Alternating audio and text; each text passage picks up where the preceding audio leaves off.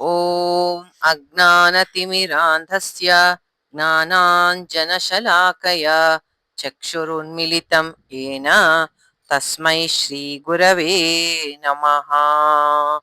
ಗುರು ಬ್ರಹ್ಮ ಗುರುರ್ವಿಷ್ಣು ಗುರುದೇವೋ ಮಹೇಶ್ವರಃ ಗುರು ಸಾಕ್ಷಾತ್ ಪರಬ್ರಹ್ಮ ತಸ್ಮೈ ಶ್ರೀ ಗುರವೇ ನಮಃ.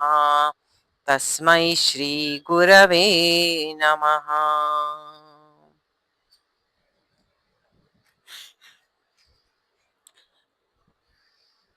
ರಾಮಾಯ ರಾಮಭದ್ರಾಯ ರಾಮಚಂದ್ರಾಯ ವೇದಸೆ ರಘುನಾಥಾಯ ನಾಥಾಯ ಸೀತಾಯ ಪತಯೇ ನಮಃ.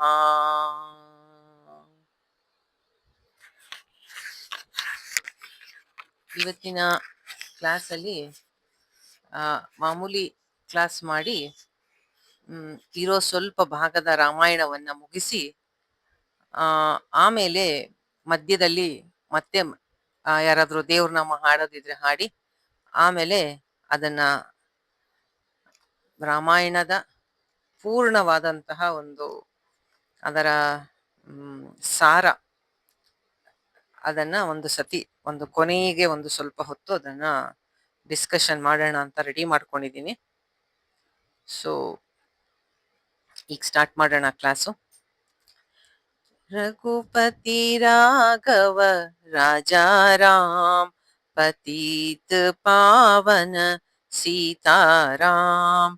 रघुपति राघव राजा राम पतित पावन सीताराम. राजा राम राजा राम राजा राम जय राजा राम. सीताराम सीताराम सीताराम जय सीताराम. रघुपति राघव राजा राम पतित पावन सीताराम. पतित पावन सीताराम. पतित पावन सीताराम. सियावरद रामचंद्र की जय. पवन सुत हनुमान की जय. ವಿಭೀಷಣ ಪಟ್ಟಾಭಿಷೇಕ ಆಯ್ತು. ವಿಭೀಷಣ ರಾಮನನ್ನ ನೀನು ಇನ್ನೂ ಸ್ವಲ್ಪ ದಿನ ಇಲ್ಲಿ ಇರು, ನನ್ನ ಅತಿಥಿಯಾಗಿ ಇರು ಅಂತ ತುಂಬಾ ಬಲವಂತ ಮಾಡ್ತಾನೆ. ಆಗ ರಾಮ, ಇಲ್ಲ, ನನ್ನ ಮನಸ್ಸೆಲ್ಲ ಭರತನ ಕಡೆ, ನನ್ನ ತಾಯಿ ಕಾಯ್ತಾ ಇದ್ದಾಳೆ, ನಾನು ಹೋಗಬೇಕು, ದಯವಿಟ್ಟು ನನ್ನನ್ನ ಬೇಸರ ಮಾಡ್ಕೋಬೇಡ, ನಾನು ಹೊರಡ್ತೀನಿ, ಅಯೋಧ್ಯೆಯ ಕಡೆಗೆ ನಾನು ಹೋಗ್ಬೇಕು, ಮನಸ್ಸೆಲ್ಲ ಅಯೋಧ್ಯೆಯ ಕಡೆ ಆಗಿದೆ ಆಲ್ರೆಡಿ ನಂದು. ಆದ್ರಿಂದ ಆ ಭರತನ ಅವನು ಕಣ್ಣೀರಿಟ್ಕೊಂಡು ಹೋಗಿದ್ದ ಚಿತ್ರ ನನ್ನ ಮನಸ್ಸಿನಲ್ಲೇ ಕಲಕ್ತಾ ಇದೆ, ನಾನು ಅವಸರ ಮಾಡ್ತಾ ಇದ್ದೀನಿ ಅಂತ ತಪ್ಪು ತಿಳ್ಕೊಬೇಡ ವಿಭೀಷಣ, ನಾನು ನನ್ನ ತಮ್ಮ ಭರತನನ್ನ ನೋಡ್ಬೇಕು ಅನ್ನೋ ಕಾತರ ನನಗೆ ಅಂತ ರಾಮ ಹೇಳ್ತಾನೆ. ವಿಭೀಷಣ ರಾಮನಿಂದ ದೂರ ಆಗ್ಬೇಕಲ್ಲ ಅಂತ, ಆದರೂ ರಾಮನ ಸೇವೆ ಮಾಡ್ಬೇಕು ಅಂತ ಪುಷ್ಪಕ ವಿಮಾನವನ್ನ ತರಿಸ್ತಾನೆ. ಆಮೇಲೆ ರಾಮ ಸುಗ್ರೀವನನ್ನ, ಹನುಮಂತನನ್ನ, ವಿಭೀಷಣನನ್ನ ಮತ್ತೆ ಕಪಿ ಸೈನ್ಯವನ್ನೆಲ್ಲ ತನಗೆ ಮಾಡಿದ ಸಹಾಯಕ್ಕಾಗಿ ಅವರನ್ನೆಲ್ಲ ಕೊಂಡಾಡ್ತಾನೆ ರಾಮ. ಆಮೇಲೆ ರಾಮ ಹೊರಟು ನಿಂತಾಗ ಸುಗ್ರೀವ ಹೇಳ್ತಾನೆ, ನಮ್ಮನ್ನೂ ನಿನ್ನ ಜೊತೆ ಕರ್ಕೊಂಡು ಹೋಗು, ನಾವು ನಿನ್ನ ಪಟ್ಟಾಭಿಷೇಕ ನೋಡ್ಬೇಕು ಅಂತ ಹೇಳ್ತಾನೆ. ಜೊತೆಗೆ ವಿಭೀಷಣ ಸಹ ಹಾಗೇ ಹೇಳ್ತಾನೆ. ರಾಮನಿಗೆ ಅವರ ಪ್ರೀತಿ ನೋಡಿ ತುಂಬಾ ಸಂತೋಷ ಆಗಿ, ನೀವೆಲ್ಲರೂ ನನ್ನ ಜೊತೆ ಅಯೋಧ್ಯೆಗೆ ಬನ್ನಿ ಅಂತ ಆಹ್ವಾನ ಕೊಡ್ತಾನೆ ರಾಮ. ಅವರನ್ನೆಲ್ಲ ಹತ್ತಿಸ್ಕೊಂಡು ಆ ಪುಷ್ಪಕ ವಿಮಾನ ಹಾರತ್ತೆ. ಅದು ಬಹಳ ದಿವ್ಯವಾದ ವಿಮಾನ. ಆ ಪುಷ್ಪಕ ವಿಮಾನ ಅದು ಕುಬೇರನ ಹತ್ರ ಇರತ್ತೆ. ಈ ರಾವಣ ಅವನನ್ನ ಸೋಲ್ಸಿ ಯುದ್ಧದಲ್ಲಿ ಎತ್ಕೊಂಡ್ ಬಂದಿರ್ತಾನೆ. ಆಕಾಶದಿಂದ ಆಕಾಶ ಮಾರ್ಗವಾಗಿ ಹೋಗ್ತಾ ರಾಮ ಸುತ್ತ ನೋಡ್ತಾ ಇರ್ತಾನೆ. ಸೀತೆಗೆ ಹೇಳ್ತಾನೆ ರಾಮ, ಸೀತೆ ನೋಡು ಲಂಕಾ ನಗರವನ್ನ ಮೇಲ್ಗಡೆಯಿಂದ, ತ್ರಿಕೂಟ ಪರ್ವತದ ಮೇಲೆ ಕೈಲಾಸದಂತೆ ಕಾಣತ್ತೆ ಅಲ್ವಾ, ಮಯ ಅವನು ನಿರ್ಮಾಣ ಮಾಡಿದಾನೆ ಇದನ್ನ. ಅವನು ವಿಶ್ವಕರ್ಮ, ದೇವತೆಗಳಿಗಿದ್ದಂಗೆ ಅಸುರರಿಗೆ ಮಯ. ಅವನು ನಿರ್ಮಾಣ ಮಾಡ್ಕೊಟ್ಟಿದ್ದಾನೆ. ಕೆಳಗೆ ನೋಡು ರಣರಂಗನ, ಎಷ್ಟು ಜನ ದೇಹಗಳು ಬಿದ್ದಿದೆ, ಕೈ ಕಾಲುಗಳು ರುಂಡ ಮುಂಡಗಳು ಬೇಕಾದ ಹಾಗೆ ಬಿದ್ದಿದೆ. ಈ ಲಂಕಾ ನಗರ ಬಹಳ ಸುಂದರವಾಗಿ ಇತ್ತು. ನಾನು ನಿನಗಾಗಿ ಸೀತೆ ಆ ರಾವಣನನ್ನ ನಾಶ ಮಾಡಿ, ನೋಡು ಇದೇ ಜಾಗದಲ್ಲಿ ನಾನು ಕುಂಭಕರ್ಣನನ್ನ ಕೊಂದಿದ್ದು. ಆ ಮರ ಕಾಣ್ತಾ ಇದೆಯಲ್ಲ, ಅದರ ಕೆಳಗೆನೆ ಲಕ್ಷ್ಮಣ ಇಂದ್ರಜಿತ್ತುವನ್ನ ಕೊಂದಿದ್ದು. ನೋಡು ನೋಡು ಇದೇ ಜಾಗದಲ್ಲಿ ರಾವಣ ಬಿದ್ದಿದ್ದು, ಮಂಡೋದರಿ ಬಂದು ಅವನಿಗಾಗಿ ರೋಧಿಸಿದ್ದು. ಮುಂದೆ ಬಂದ್ಮೇಲೆ ಹೇಳ್ತಾನೆ, ಇದೇ ಸಮುದ್ರ ತೀರಕ್ಕೆ ನಾವು ಆ ಸೇತು ಬಂಧನ ಮಾಡ್ಕೊಂಡು ಬಂದಿದ್ದು, ಇದೇ ಸಮುದ್ರ ತೀರಕ್ಕೆ ನಾವು ಬಂದ್ವಿ. ನಳ ನಮಗೋಸ್ಕರ ಸೇತುವೆ ಮಾಡಿಕೊಟ್ಟ. ಇಡೀ ಸಮುದ್ರವನ್ನೇ ಹನುಮಂತ ಹಾರಿ ಬಂದ. ಮುಂದೆ ಸಮುದ್ರ ದಾಟಿ ಬಂದ್ಮೇಲೆ ಇದೋ ಈ ಜಾಗದಲ್ಲೇ ವಿಭೀಷಣ ನನ್ನನ್ನ ಮೀಟ್ ಮಾಡ್ದ. ನಾವಿಬ್ರು ಭೇಟಿಯಾಗಿದ್ದು ಇಲ್ಲೇ. ವಿಮಾನ ಬಹಳ ವೇಗವಾಗಿ ಹೋಗ್ತಿತ್ತು. ನೋಡ್ತಾ ಇರೋ ಹಂಗೆ ಕಿಷ್ಕಿಂದೆ ಕಾಣಿಸ್ತು. ರಾಮ ಅದನ್ನ ತೋರಿಸಿ, ಇದು ಕಿಷ್ಕಿಂದ, ಸುಗ್ರೀವ ರಾಜ್ಯವಾಳ್ತಾ ಇರೋದು ಇಲ್ಲೇ, ಅದೋ ಅಲ್ಲಿದೆ ನೋಡು ನಾನು ವಾಲಿಯನ್ನು ಕೊಂದ ಸ್ಥಳ. ಸೀತೆ ಕಣ್ಣಗಲಿಸ್ಕೊಂಡು ಎಲ್ಲವನ್ನ ನೋಡ್ತಾ ಇದ್ಲು, ಮೇಲಿಂದ ನೋಡ್ತಾ ಇದ್ಲು. ಆಗ ಸೀತೆ ಕೇಳಿದ್ಲು, ಇದು ಕಿಷ್ಕಿಂದ ಪಟ್ಟಣನ? ಹಾಗಾದ್ರೆ ರಾಮ ವಿಮಾನವನ್ನ ಇಳಿಸು. ಈ ವಾನರರು ಅವರ ಪತ್ನಿಯರಿಂದ ಅಗಲಿ ನಮಗೋಸ್ಕರ ಬಂದು ಕೆಲಸ ಮಾಡಿದ್ದಾರೆ. ಈಗ ನಾವು ಆ ವಾನರರ ಪತ್ನಿಯರನ್ನ ನಮ್ಮ ಜೊತೆಗೆ ಕರ್ಕೊಂಡು ಹೋಗೋಣ ಅಯೋಧ್ಯೆಗೆ. ತಾರಾ, ರುಮೆ ಮುಂತಾದ ವಾನರ ಸ್ತ್ರೀಯರನ್ನು ನಮ್ಮ ಜೊತೆ ಕರ್ಕೊಂಡು ಹೋಗೋಣ, ಅವರು ನಿನಗೆ ಎಲ್ಲ ಸಹಾಯ ಮಾಡಿದ್ದಾರೆ ಅಂತ ಹೇಳಿದಾಗ ರಾಮನಿಗೆ ಆ ಮಾತು ಸರಿ ಅನ್ಸುತ್ತೆ. ವಿಮಾನ ಅಲ್ಲಿ ನಿಲ್ಲಿಸ್ತಾನೆ. ಸುಗ್ರೀವನ ಮತ್ತು ವಾಲಿಯ ಪತ್ನಿ ಎಲ್ಲ ಕಾಯ್ತಾ ಇರ್ತಾರೆ. ಅವರನ್ನೆಲ್ಲ ಕರ್ಕೊಂಡು ವಿಮಾನ ಹತ್ತಿ ಅವರ ಪ್ರಯಾಣ ಮುಂದುವರಿಯುತ್ತೆ. ರಾಮ ಋಷ್ಯಮುಖ ಪರ್ವತವನ್ನ ಸೀತೆಗೆ ತೋರಿಸ್ತಾನೆ. ಅವಳ ಅಪಹರಣ ಆದ ಮೇಲೆ ತಾವುಗಳು ಏನೇನು ಮಾಡಿದ್ವಿ ಅನ್ನೋದನ್ನ ಪ್ರತಿಯೊಂದು ವಿವರಿಸ್ತಾನೆ. ನೋಡು ಸೀತೆ, ಈ ಪರ್ವತ ಬಹಳ ಅಮೂಲ್ಯವಾದ ರತ್ನಗಳಿಂದ ಕೂಡಿದೆ. ಈ ಶಿಖರದಲ್ಲೇ ನಾನು ಹನುಮಂತನನ್ನ ಭೇಟಿ ಮಾಡಿದ್ದು, ಇಲ್ಲೇ ಸುಗ್ರೀವನ ನನ್ನ ಅಗ್ನಿ ಸಾಕ್ಷಿಯಾಗಿ ಸ್ನೇಹ ಮಾಡ್ಕೊಂಡಿದ್ದು. ಅದೋ ನೋಡು ಪಂಪಾ ಸರೋವರ, ಅದರ ತೀರದಲ್ಲೇ ಕೂತು ನಿನ್ನ ನೆನಪಾಗಿ ತುಂಬಾ ದುಃಖ ಪಟ್ಟಿದ್ದು. ಇಲ್ಲೇ ಕಬಂಧನನ್ನ ಕೊಂದಿದ್ದು, ಶಬರಿಯನ್ನ ಕಂಡಿದ್ದು. ಇದೋ ನೋಡು ಈ ಜಾಗದಲ್ಲಿ ಜಟಾಯುವಿಗೂ ರಾವಣನಿಗೆ ಯುದ್ಧ ಆಗಿದ್ದು. ಅದೋ ನೋಡು ನಾವು ಕಟ್ಟಿದ ಪರ್ಣಶಾಲೆ, ಅಲ್ಲಿಂದಲೇ ನೀನು ಅಪಹೃತಳಾಗಿದ್ದು ಅಂತ ಹಳೆಯ ನೆನಪೆಲ್ಲ ಬಂದು ರಾಮನ ಮನಸ್ಸಿಗೆ ನೋವಾಗತ್ತೆ. ಸ್ವಲ್ಪ ಹೊತ್ತು ಮೌನವಾಗಿ ಕುತ್ಕೋತಾನೆ. ಅಷ್ಟರಲ್ಲಿ ದಂಡಕಾರಣ್ಯದ ಇರೋ ಜಾಗಕ್ಕೆ ಬಂದಿರ್ತಾರೆ. ಅಗಸ್ತ್ಯರ ಆಶ್ರಮ ಕಾಣಿಸುತ್ತೆ, ಅಲ್ಲಿ ಸುತೀಕ್ಷ್ಣರ ಆಶ್ರಮ ಕಾಣಿಸುತ್ತೆ, ಅತ್ರಿ ಮುನಿಗಳ ಆಶ್ರಮ ಕಾಣಿಸುತ್ತೆ. ಮೇಲಿಂದಲೇ ಆ ಎಲ್ಲ ಮಹಾಮುನಿಗಳಿಗೂ, ಆ ಅತ್ರಿ ಮಹಾಮುನಿಯ ಪತ್ನಿ ಅನಸೂಯೆಗೂ ಎಲ್ಲರೂ ನಮಸ್ಕರಿಸ್ತಾರೆ. ಇನ್ನೂ ಸ್ವಲ್ಪ ಉತ್ತರಕ್ಕೆ ಹೋದ್ರೆ ಚಿತ್ರಕೂಟ ಕಾಣಿಸುತ್ತೆ. ರಾಮನ ಕಣ್ಣು ಒದ್ದೆ ಆಗತ್ತೆ. ಸೀತೆ, ಇಲ್ಲೇ ಭರತ ಬಂದು ನನ್ನನ್ನು ಅಯೋಧ್ಯೆಗೆ ಬಾ ಅಂತ, ವಾಪಸ್ಸು ಬಾ ಅಂತ ಕೇಳ್ಕೊಂಡಿದ್ದು. ಆಮೇಲೆ ನನ್ನ ಪಾದುಕೆಗಳನ್ನು ಹೊತ್ತು ಹೊರಟಿದ್ದು. ಮತ್ತೆ ಅಲ್ಲಿಂದ ಮುಂದೆ ತೆಪ್ಪದಲ್ಲಿ ದೋಣಿಲಿ ದಾಟಿದ್ದು, ಭಾರದ್ವಾಜರ ಆಶ್ರಮ. ರಾಮ ಹೇಳ್ತಾನೆ, ನೋಡು ಇದೇ ಪವಿತ್ರ ಗಂಗಾ ನದಿ, ಇಲ್ಲೇ ನೋಡು ಗುಹಾ, ಅವನು ಬೇಡರ ನಿಷಾದ, ಬೇಡರ ರಾಜ ಈ ರಾಮನನ್ನ ನದಿ ದಾಟಿಸಿರ್ತಾನೆ ಅಂತ ತೋರ್ಸೋ ಅಷ್ಟೊತ್ತಿಗೆ ಗುಹನ ಒಂದು ರಾಜ್ಯವನ್ನು ಶೃಂಗಿ ಬೇರಪುರ ಅಂತದ್ದು ಗುಹಾ ರಾಜ್ಯ ಆಳ್ತಾ ಇರೋದು. ಅಂದ್ರೆ ಕಾಡದು.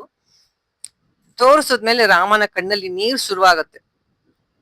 ದೂರದಿಂದಲೇ ಕೋಸಲ ದೇಶ, ಸರಯೂ ನದಿ, ಅಲ್ಲಿದೆ ನೋಡು ನಮ್ಮ ಅಯೋಧ್ಯ ನಗರಿ, ನನ್ನ ತಂದೆ ರಾಜ್ಯವಾಳಿದ್ದು ಅಲ್ಲೇ, ಅದಕ್ಕೆ ನಮಸ್ಕರಿಸು ಅಂತ ಎಲ್ಲರೂ ನಮಸ್ಕಾರ ಮಾಡ್ತಾರೆ. ಅವನ ಕಣ್ಣಲ್ಲಿ ನೀರ್ ತುಂಬ್ಕೊಂಡ್ಬಿಡುತ್ತೆ. ಅದಕ್ಕೆ ಜನನೀ ಜನ್ಮಭೂಮಿ ಅಂತ ಹೇಳೋದು. ಆ ಲಂಕಾ ಸ್ವರ್ಣ ಲಂಕಾ ಆಗಿತ್ತು. ಆದರೂ ರಾಮ ತನ್ನ ಅಯೋಧ್ಯೆಯನ್ನ ನೋಡಿ ಅದಕ್ಕೆ ನಮಸ್ಕಾರ ಮಾಡ್ತಾನೆ. ವಾನರರು ಬಹಳ ಕುತೂಹಲದಿಂದ ರಾಮನ ಮುಂದೆ ರಾಜ್ಯ ಆಳೋ ರಾಮನ ಹುಟ್ಟೂರನ್ನ ಬಗ್ಗಿ ಬಗ್ಗಿ ಎಲ್ರೂ ನೋಡ್ತಾ ಇರ್ತಾರೆ. ಅಷ್ಟು ಹೊತ್ತಿಗೆ ಚೈತ್ರ ಶುದ್ಧ ಪಂಚಮಿ ಇವಾಗ ನೋಡಿ ನಡೀತಾ ಇದೆ. ಚೈತ್ರ ಶುದ್ಧ ಈಗ ಒಂದ್ 5 ದಿನದ ಹಿಂದೆ ನಮ್ಮ ಗುರುಗಳ ಇದಾಯ್ತಲ್ಲ, 24ನೇ ತಾರೀಕು, ಅವತ್ತು ಪಂಚಮಿ. ಅಂದಿಗೆ ರಾಮ 14 ವರ್ಷದ ವನವಾಸ ಮುಗಿದಿತ್ತು. ರಾಮ ಭರದ್ವಾಜರಿಗೆ ಮಾತು ಕೊಟ್ಟಿರ್ತಾನೆ. ಅದಕ್ಕೆ ನಡೆದು ಅವರ ಆಶ್ರಮಕ್ಕೆ ಹೋಗಿ, ಮಹರ್ಷಿಗಳೇ, ನನಗೆ ಇಲ್ಲಿಯ ಎಲ್ಲ ವಿಷಯಗಳು ಹೇಳಬೇಕು. ನನ್ನ ಭರತ, ಅವನ ಯೋಗಕ್ಷೇಮ ಹೇಗೆ ಅದನ್ನ ತಿಳ್ಕೊಳಕ್ ನಂಗೆ ತುಂಬಾ ಕಾತರನಾಗಿದ್ದೀನಿ. ಅವನು ಕ್ಷೇಮವಾಗಿದ್ದಾನ? ನನ್ನ ತಾಯಂದ್ರೆಲ್ಲ ಚೆನ್ನಾಗಿದ್ದಾರಾ? ಯಾಕೆಂದ್ರೆ ಅವಾಗೆಲ್ಲ ಮೊಬೈಲು ಏನೂ ಇಲ್ಲ. 14 ವರ್ಷ ನೋ ನ್ಯೂಸ್. ಪ್ರಜೆಗಳೆಲ್ಲ ಚೆನ್ನಾಗಿದ್ದಾರಾ ಅಂತ ಕೇಳ್ತಾನೆ. ಭಾರದ್ವಾಜರು ನಕ್ಕು ಹೇಳ್ತಾರೆ, ರಘುಕುಲ ತಿಲಕ, ಭರತ ಅವತ್ತಿನಿಂದ ಜಟೆ ಧರಿಸ್ಕೊಂಡ್ಬಿಟ್ಟಿದ್ದಾನೆ. ಋಷಿಗಳ ತಪಸ್ವಿ ಹಾಗೆ ನಿನ್ನನ್ನೇ ಎದುರು ನೋಡ್ತಾ ಇದ್ದಾನೆ. ನಿನ್ನ ಪಾದುಕೆಗಳನ್ನ ಇಟ್ಕೊಂಡು ರಾಜ್ಯವನ್ನ ಪರಿಪಾಲಿಸ್ತಾ ಇದ್ದಾನೆ. ದಿನಗಳನ್ನ ಎಣಿಸ್ತಾ ಇದ್ದಾನೆ. ನಿನ್ನ ತಾಯಿಯಂದ್ರು ಸಹ ಚೆನ್ನಾಗಿದ್ದಾರೆ. ನಿನ್ನ ತಪಸ್ವಿಯ ವೇಷದಲ್ಲಿ ಅವತ್ತು ನೋಡಿದ್ದು ನೆನ್ಸ್ಕೊಂಡ್ರೆ ನಂಗೆ ಈಗ್ಲೂ ಕಣ್ಣೀರ್ ಬರುತ್ತೆ ರಾಮ. ಎಲ್ಲವನ್ನು ತ್ಯಜಿಸಿ ಸೀತಾ ಲಕ್ಷ್ಮಣನ ಜೊತೆ ಧರ್ಮವನ್ನೇ ಅವಲಂಬಿಸಿ ಪಿತೃವಾಕ್ಯ ಪಾಲನೆಗಾಗಿ ಕಾಲ್ನಡಿಗೆಯಲ್ಲಿ ಅರಣ್ಯವಾಸಕ್ಕೆ ಹೊರಟೋದ್ಯಲ್ಲ ನೀನು. ನಿನ್ನನ್ನ ನೋಡಿದ್ರೆ ಯಾವುದೋ ಶಾಪದಿಂದ ಭೂಮಿಗೆ ಇಳಿದು ಬಂದ ದೇವತೆ ತರ ಕಾಣಿಸ್ತೀಯಾ. ನಿನ್ನನ್ನ ಅವತ್ತು ನೋಡಿ ನನಗೆ ಬಹಳ ದುಃಖ ಆಗಿತ್ತು. ಇವತ್ತು ನನಗೆ ಬಹಳ ಆನಂದ ಆಗಿದೆ. ಶತ್ರುವನ್ನ ಜಯಿಸಿ ಬಂದಿದ್ಯಾ. ನೀನು ಅಲ್ಲಿ ಅನುಭವಿಸಿದ ಕಷ್ಟಗಳು, ಸೀತಾ ಅಪಹರಣ, ಹನುಮಂತನಿಂದ ಸೀತಾ ಅನ್ವೇಷಣೆ, ಸೇತು ಕಟ್ಟಿದ್ದು, ರಾವಣನೊಡನೆ ಯುದ್ಧ ಎಲ್ಲವನ್ನು ಆಗಾಗ ಯಾರಿಂದಲೋ ಕೇಳಿ ತಿಳಿತಿದ್ದೆ. ಈಗ ನಿನಗೆ ಒಂದು ವರ ಕೊಡ್ಬೇಕು ಅಂತಿದ್ದೇನೆ. ನೀನು ಅತಿಥಿಯಾಗಿದ್ದು ನಾಳೆ ಅಯೋಧ್ಯೆಗೆ ಹೋಗುವಂತೆ ಎಂದ್ರು. ನೋಡಿ, ಅಲ್ಲಿ ಅವನ್ ಹೇಳ್ದ ವಿಭೀಷಣ 1 ದಿನ ಇರು ಅಂತ. ರಾಮ ಅಲ್ಲಿ ನಯವಾಗಿ ತಿರಸ್ಕರಿಸ್ದ. ಇಲ್ಲಿ ನನ್ನ ಅತಿಥಿಯಾಗಿರು ನೀನು ಅಂತಂದಾಗ ರಾಮ ವಿನೀತನಾಗಿ ಒಪ್ಕೊಂಡ. ಮನಸ್ಸು ಭರತನ ಕುರಿತೇ ಚಿಂತೆ ಮಾಡ್ತಿತ್ತು. ಆದರೆ ಅವರು ಹಿರಿಯರು, ಋಷಿಗಳು. ಅದಕ್ಕೆ ಹನುಮಂತನನ್ನ ಕರೆದು ಹೇಳ್ತಾನೆ ರಾಮ, ಋಷಿಗಳು ಹೇಳಿದ್ದ ಮಾತನ್ನು ನಾನು ಮೀರಕ್ ಆಗ್ತಾ ಇಲ್ಲ ಹನುಮ. ಈಗ ನೀನು ವೇಗವಾಗಿ ಹೋಗಿ ಶೃಂಗಿ ಬೇರಪುರಕ್ಕೆ ಹೋಗು, ಗುಹನನ್ನು ಭೇಟಿ ಮಾಡು, ಅವನಿಗೆ ನಾನು ಕ್ಷೇಮವಾಗಿ ಬಂದಿದ್ದೀನಿ ಅನ್ನೋದನ್ನ ತಿಳಿಸು, ಮತ್ತೆ ಅಯೋಧ್ಯೆಗೆ ದಾರಿ ತೋರಿಸ್ತಾನೆ. ಅವನು ಭರತನ ಬಗೆಗೂ ಹೇಳ್ತಾನೆ. ಆದಷ್ಟು ಬೇಗ ಹೋಗಿ ಭರತನನ್ನ ಭೇಟಿ ಮಾಡು, 14 ವರ್ಷಗಳಲ್ಲಿ ನಡೆದದ್ದೆಲ್ಲವನ್ನ ವಿವರವಾಗಿ ತಿಳಿಸು, ನಾನು ವಿಜಯಿಯಾಗಿ ರಾವಣನನ್ನು ಕೊಂದು ಬರ್ತಿದ್ದೀನಿ ಅಂತ ಹೇಳು. ಅವನ ಮುಖವನ್ನ ಸ್ವಲ್ಪ ಸೂಕ್ಷ್ಮವಾಗಿ ಗಮನಿಸು, ಅವನ ಮನದ ಇಂಗಿತ ಏನು ಅಂತ ತಿಳ್ಕೊ. ದೀರ್ಘ ಕಾಲದಿಂದ ರಾಜ್ಯವನ್ನ ಅವನೇ ಆಡಳಿತ ಮಾಡ್ತಾ ಇದ್ದಾನೆ. ಅದನ್ನು ಬಲ್ಲೆ ನಾನು ಅನ್ನುವಂತಹ ಅವನಿಗೆ ಆತ್ಮವಿಶ್ವಾಸ ಇದ್ರೆ, ನಾಳೆ ನಾವು ಭಾರದ್ವಾಜ ಆಶ್ರಮದಿಂದ ನಾನು ಇಲ್ಲಿಂದ ಹೊರಡೋಕೆ ಮುಂಚೆ ಬಂದು ನೀನು ಹೇಳ್ಬಿಡು, ನಾನು ರಾಜ್ಯವನ್ನು ಅವನಿಗೆ ಬಿಟ್ಕೊಟ್ಬಿಡ್ತೀನಿ, ನಾನು ಮತ್ತೆ ವನಕ್ಕೆ ಹಿಂತಿರುಗಿ ತಪಸ್ಸಿನ ಆಚರಣೆ ಮಾಡ್ತೀನಿ, ಹಾಗೆ ನನ್ನ ಜೀವನ ಕಳಿತೀನಿ ಅಂತ ರಾಮ ಹೇಳ್ತಾನೆ. ಅದಕ್ಕೆ ನೀನು ಮೊದಲೇ ಹೋಗು, 1 ದಿನವೂ ತಡ ಮಾಡಬೇಡ ಅಂತ ಹನುಮಂತನಿಗೆ ಹೇಳ್ತಾನೆ. ಯಾಕೆಂದ್ರೆ ಅವತ್ತಿಗೆ 14 ವರ್ಷ ಆಗೋಗಿದೆ.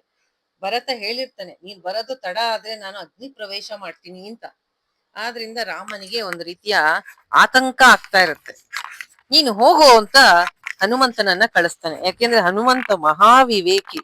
ಆದ್ರಿಂದ ಅವನ ಮನಸ್ಸನ್ನ ನೀನು ಗಮನಿಸು ಅಂತ ಹೇಳ್ತಾನೆ. ಅವನ ಮುಖಭಾವವನ್ನ ನೋಡು ನೀನು ಅಂತ.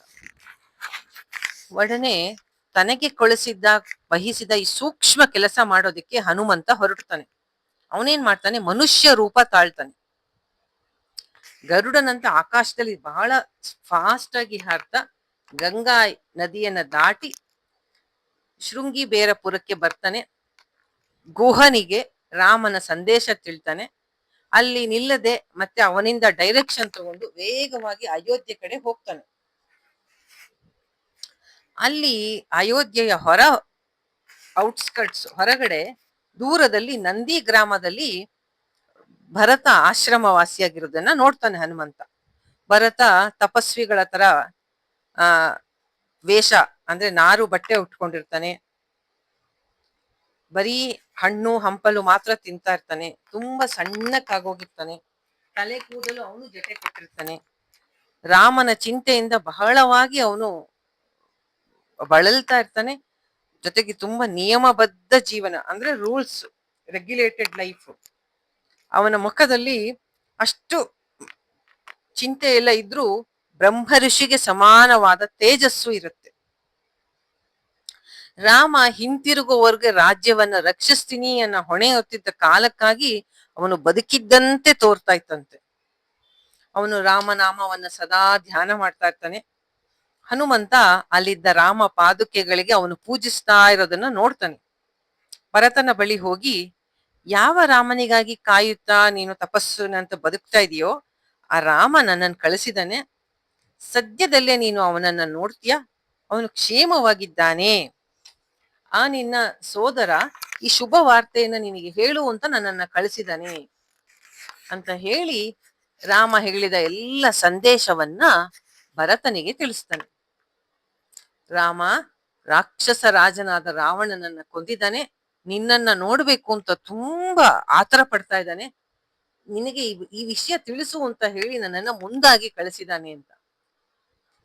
ಎಷ್ಟೋ ವರ್ಷಗಳಿಂದ ಈ ಒಂದು ಕ್ಷಣಕ್ಕಾಗಿ ಕಾಯುತ್ತಿದ್ದ ಭರತ ಆನಂದ ಆಗ್ಬಿಡತ್ತ ಅವನಿಗೆ. ಆನಂದ ತಡಿಯಕ್ಕಾಗದೆ ಮೂರ್ಛೆ ಹೋಗ್ಬಿಡ್ತಾನಂತೆ.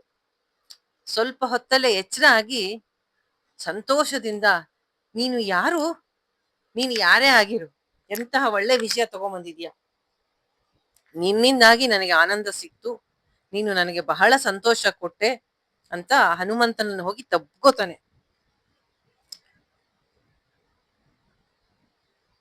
ಭರತ ಹೇಳ್ತಾನೆ, ನನ್ನಲ್ಲಿ ಇಷ್ಟೊಂದು ಅನುಕಂಪದಿಂದ ನನ್ನ ರಾಮ ಹಿಂತಿರುಗೋ ವಿಷಯವನ್ನ ಪರಮಾನಂದದ ಈ ಸುದ್ದಿ ನನಗೆ ಹೇಳ್ತಾ ಇದೆಯಲ್ಲ, ನೀನ್ ಯಾರು, ದೇವತೆನ, ಮಾನವನೋ? ನಾನು ನಿನಗೆ ಇದಕ್ಕೆ ಪ್ರತಿಯಾಗಿ ಏನ್ ಕೊಡ್ಲಿ? 1,00,000 ಗೋವುಗಳನ್ನ ಕೊಡ್ಲಾ, 100 ಗ್ರಾಮಗಳನ್ನ ಕೊಡ್ಲಾ, ಅಥವಾ ತುಂಬಾ ಸುಂದರಿಯರಾದ ಒಳ್ಳೆಯ ಗುಣಗಳುಳ್ಳಂತಹ 16 ಕನ್ಯೆಯರನ್ನ ನಿನಗೆ ವಿವಾಹ ಮಾಡ್ಕೊಡ್ಲಾ? ನಿನಗೆ ಸಂತೋಷ ಮಾಡಕ್ ನಾನು ಏನ್ ಮಾಡ್ಲಿ ಹೇಳು ಅಂತ ಕುಣಿದಾಡಿ ಸಂಭ್ರಮ ಪಟ್ಬಿಡ್ತಾನಂತೆ ಭರತ. ಹನುಮಂತನಿಗೆ ಅವನನ್ನ ಟೆಸ್ಟ್ ಮಾಡಕ್ ಬಂದಿರ್ತಾನೆ, ಮಾತೇ ಬರಲ್ಲ, ಎಷ್ಟು ಪ್ರೀತಿಸ್ತಾನೆ ಇವನು ರಾಮನನ್ನ ಅಂತ ಅವನು ಸಂಭ್ರಮ ಪಡ್ತಾ ಇದ್ರೆ ಅವನ ಜೊತೆಗೆ ಹನುಮಂತ ಸಹ ಕಣ್ಣಲ್ಲಿ ಆನಂದದ ಬಾಷ್ಪ ಹರಿಯತ್ತಂತೆ. ಇಬ್ರು ಒಬ್ರನ್ನೊಬ್ರನ್ನ ತಪ್ಕೊಂಡು ರಾಮ ಭಕ್ತಿಯಲ್ಲಿ ಲೀನರಾಗ್ತಾರಂತೆ. ಭರತ ಹೇಳ್ತಾನಂತೆ, ನಮ್ಮ ಅಣ್ಣ ವನವಾಸಕ್ಕೆ ಹೋಗಿ ಎಷ್ಟು ವರ್ಷ ಕಳೆದೋಯ್ತು, ಅವನು ಬರ್ತಾನೆ ಅಂತ ನೀನ್ ಹೇಳ್ತಾ ಇರೋದು ನಿಜ ತಾನೆ? ನನಗಿವತ್ ಬಹಳ ಸುಖ ಆಗಿದೆ. ನಮ್ಮಣ್ಣ ಇಷ್ಟು ದಿನ ಎಲ್ಲಿದ್ದ, ಹೇಗಿದ್ದ, ಅವನು ಹೇಗೆ ರಾಕ್ಷಸರನ್ನ ಕೊಂದ, ನನಗೆ ತುಂಬಾ ಕುತೂಹಲ ಆಗಿದೆ, ನೀನು ಹೇಳು ಅಂತ ಹೇಳಿ ಹನುಮಂತನನ್ನ ಅತಿಥಿ ಸತ್ಕಾರ ಮಾಡಿ ದರ್ಭಾಸನದ ಮೇಲೆ ಕೂಡಿಸಿ ವನವಾಸದಲ್ಲಿ ನಡೆದ ಎಲ್ಲ ವಿಷಯವನ್ನು ತಿಳ್ಕೊಂಡು ಕೊನೆಗೆ ಹನುಮಂತ ಹೇಳ್ತಾನೆ, ರಾಮ ಆಗ್ಲೇ ಬಂದಿದಾನಪ್ಪ, ಭಾರದ್ವಾಜರ ಆಶ್ರಮದಲ್ಲಿ ಇದ್ದಾನೆ, ನೀನು ನಾಳೆ ಅವನನ್ನ ನೋಡ್ತೀಯ, ನಾಳೆ ಒಳ್ಳೆಯ ತಿಥಿ ಇದೆ, ನಾಳೆ ಬರ್ತಾನೆ ರಾಮ ಅಂತ. ಭರತನಿಗೆ ಈ ವಿಷಯ ಕೇಳಿ ಶತ್ರುಘ್ನಿಗೆ ಹೇಳ್ತಾನೆ. ಭರತ ಶತ್ರುಘ್ನ ಇಬ್ರು ರಾಮನನ್ನ ಸ್ವಾಗತ ಮಾಡಕ್ಕೆ ಸಂಭ್ರಮದಿಂದ ಸಿದ್ಧತೆ ಮಾಡ್ಕೋತಾರೆ. ಇಡೀ ಅಯೋಧ್ಯ ನಗರಿ ಪನ್ನೀರಿಂದ ತೊಳೆಯಲ್ಪಡುತ್ತೆ, ಪುಷ್ಪ ಹಾರಗಳಿಂದ ಅಲಂಕೃತ ಆಗತ್ತೆ, ಮಂಟಪಗಳನ್ನೆಲ್ಲ ಸಿಂಗಾರ ಮಾಡ್ತಾರೆ, ಸಂಗೀತ ನರ್ತನ ಮಾಡಕ್ಕೆಲ್ಲ ಏರ್ಪಾಟ್ ಮಾಡ್ತಾರೆ.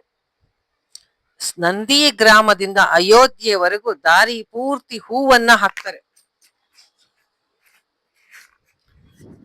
ಎಲ್ಲಾ ಕಡೆ ರಂಗೋಲಿಗಳನ್ನ ಹಾಕ್ತಾರೆ. ಸೈನ್ಯ ಅಯೋಧ್ಯೆ, ರಾಮ ಸೈನ್ಯ ಇರತ್ತಲ್ಲ ಅಯೋಧ್ಯೆಯಲ್ಲಿ, ಅವರೆಲ್ಲ ಬರ್ತಾರೆ ನಂದಿ ಗ್ರಾಮಕ್ಕೆ. ಭರತ ಒಳ್ಳೊಳ್ಳೆ ಸುಗಂಧ ಇರೋ ಪುಷ್ಪಗಳನ್ನ, ಮಂಗಳ ದ್ರವ್ಯಗಳನ್ನ ವಸಿಷ್ಠರು, ರಾಜಮಾತೆಯರು, ಪುರೋಹಿತರು ಎಲ್ಲರ ಜೊತೆ ನಂದಿ ಗ್ರಾಮಕ್ಕೆ ಬಂದು ಎಲ್ಲಾ ಕಡೆ ಮಂಗಳ ವಾದ್ಯಗಳನ್ನ ಎಲ್ಲ ಕಡೆ ಕೇಳೋ ಹಾಗೆ ಶಬ್ದ ಮಾಡ್ತಾರೆ. ಭರತ ರಾಮನ ಪಾದಕ್ಕೆ ತಲೆ ಮೇಲೆ ಹೊತ್ತು ರಾಮನನ್ನ ಸ್ವಾಗತ ಮಾಡ್ಬೇಕು ಅಂತ ಎಲ್ಲ ಕಾಯ್ತಾ ನಿಂತಿರ್ತಾರೆ. ಇದ್ದಕ್ಕಿದ್ದಂಗೆ ಭರತನಿಗೆ ಒಂದು ಸಂದೇಹ ಬರುತ್ತೆ. ಹನುಮಂತ, ಎಲ್ಲಿ ರಾಮ ಕಾಣಿಸ್ತಾ ಇಲ್ವಲ್ಲ? ವಾನರ ಸೈನ್ಯ ಜೊತೆಗ್ ಬರ್ತಾ ಇದೆ ಎಂದೆ, ಒಬ್ಬ ವಾನರನು ಕಾಣ್ತಿಲ್ಲ, ಏಕೆ ಯಾರು ಬರ್ತಾ ಇಲ್ಲ ಅಂತ ತುಂಬಾ ಆತಂಕದಿಂದ ಕೇಳ್ತಾನೆ. ಹನುಮಂತ ಹೇಳ್ತಾನೆ, ನೋಡು ಭರತ, ಇಂದ್ರ ರಾಮನ ಮೂಲಕ ಒಂದು ವರ ಕೊಟ್ಟಿದ್ದಾನೆ ವಾನರರಿಗೆ. ಅವ್ರು ಎಲ್ಲಿ ಇರ್ತಾರೋ ಅಲ್ಲಿ ಆಹಾರ ಎಲ್ಲ ಸಮೃದ್ಧಿಯಾಗಿ ಅರಣ್ಯದಲ್ಲಿ ಫಲ ಪುಷ್ಪಗಳು ತುಂಬಿರಲಿ ಅನ್ನೋದೇ ಆ ವರ. ಇಡೀ ಸೈನ್ಯವೇ ಭಾರದ್ವಾಜನ ಆಶ್ರಮದಲ್ಲಿದೆ. ಅವರೆಲ್ಲ ಅದೆಲ್ಲ ಎಂಜಾಯ್ ಮಾಡ್ತಾ ಇದ್ದಾರೆ. ಅವರು ಬರ್ತಾ ಇರೋ ಶಬ್ದ ನನಗೆ ಕೇಳಿಸ್ತಿದೆ. ಅವ್ರೀಗ ನದಿ ತೀರಕ್ಕೆ ಬಂದಿದ್ದಾರೆ. ನೋಡು, ದೂರದಲ್ಲಿ ಧೂಳ್ ಕಾಣಿಸ್ತಿದೆ. ನಿನಗೆ ರಥ ಬರ್ತಾ ಕಾಣಿಸ್ತಾ ಇಲ್ವಾ? ಅದು ಬ್ರಹ್ಮರಥ, ಪುಷ್ಪಕ ವಿಮಾನ.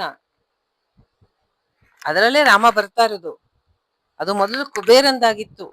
ರಾವಣ ಬಲಾತ್ಕಾರದಿಂದ ಕಿತ್ಕೊಂಡಿದ್ದ. ಇನ್ನೇನು ಕೆಲವೇ ಕ್ಷಣ ರಾಮ ಬರ್ತಾನೆ ನೋಡು ಅಂತಾನೆ.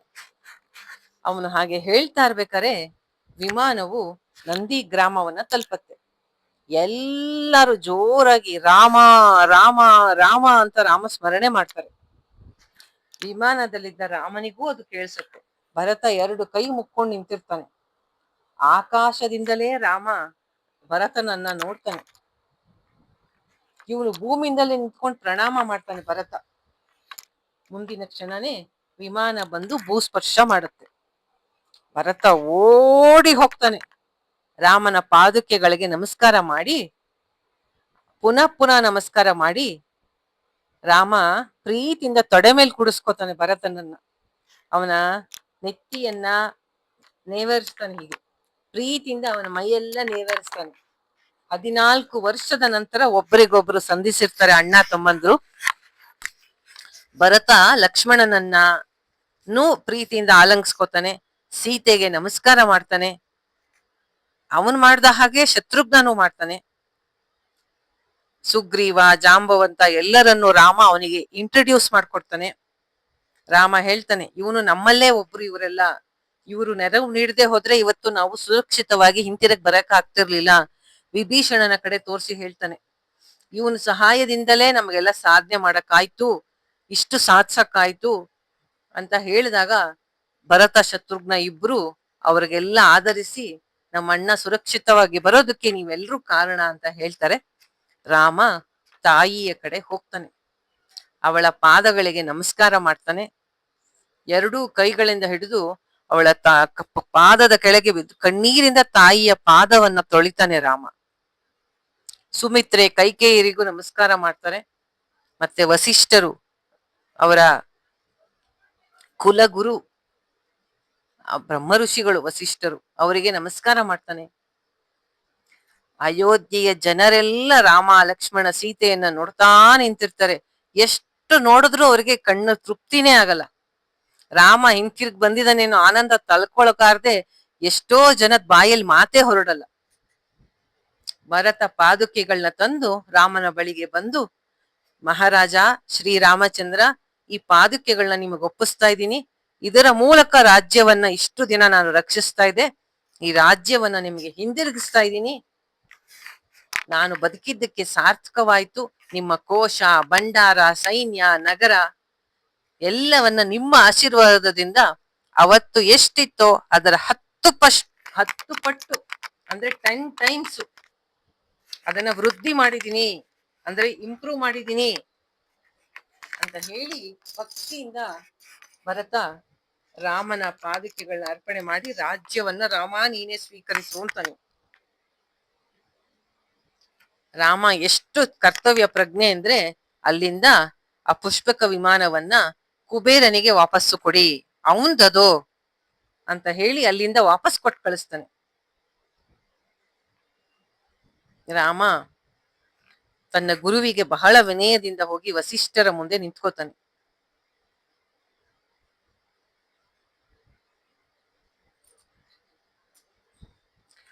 ಆಗ ಭರತ ಹೇಳ್ತಾನೆ, ಇಷ್ಟು ದಿನ ನಾನು ನೋಡ್ಕೊಂಡಿದೀನಿ, ಇನ್ನು ಪಟ್ಟಾಭಿಷೇಕ ಮಾಡಕ್ಕೆ ಗುರುಗಳು ಆಜ್ಞೆ ಕೊಡ್ಬೇಕು. ನನ್ನ ಅಣ್ಣ ಇಡೀ ಸೂರ್ಯ ಚಂದ್ರ ಇರೋವರೆಗೂ ಭೂಮಿಯ ಮೇಲೆ ಅಂತಹ ವೈಭವವಾಗಿ ರಾಜ್ಯ ಆಳ್ತಾನೆ ಅಂತ ಹೇಳ್ತಾನೆ. ರಾಮ ಭರತನ ಇಷ್ಟವನ್ನ ಮನ್ನಣೆ ಮಾಡಿ ರಾಜ್ಯ ಆಳೋದಿಕ್ಕೆ ರಾಮ ಒಪ್ಕೋತಾನೆ. ಭರತ, ಶತ್ರುಘ್ನ, ರಾಮ, ಲಕ್ಷ್ಮಣ ಎಲ್ಲರೂ ತಪಸ್ವಿಗಳ ಹಾಗೆ ಕಟ್ಟಿದ್ರಲ್ಲ ಜಟೆಗಳನ್ನ, ಅದೆಲ್ಲ ತೆಗೆದು ಹಾಕ್ತಾರೆ.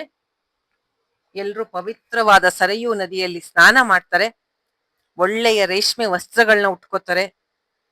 ರಾಜ ಮಾತೆಯರು ಸೀತೆಯನ್ನ ರಾಣಿಯ ಹಾಗೆ ಅಲಂಕಾರ ಮಾಡ್ತಾರೆ. ಕೌಸಲ್ಯಗೆ ಎಷ್ಟು ಪ್ರೀತಿ ಅಂದ್ರೆ ವಾನರ ಸ್ತ್ರೀಯರ್ ಬಂದಿರ್ತಾರಲ್ಲ, ತಾರಾ ಮತ್ತು ರುಮೆ, ಅವ್ರಿಗೆಲ್ಲಾನು ಅಲಂಕಾರ ಮಾಡ್ತಾರೆ.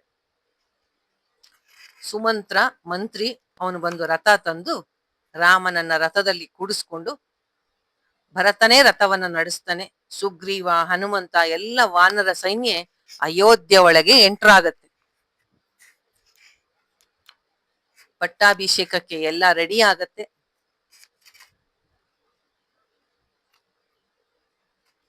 ಈ ಮಹಾ ಸಮಾರಂಭ ನೋಡಕ್ಕೆ ದೇವತೆಗಳು ಅಂತರಿಕ್ಷದಿಂದ ಬಂದಿರ್ತಾರೆ.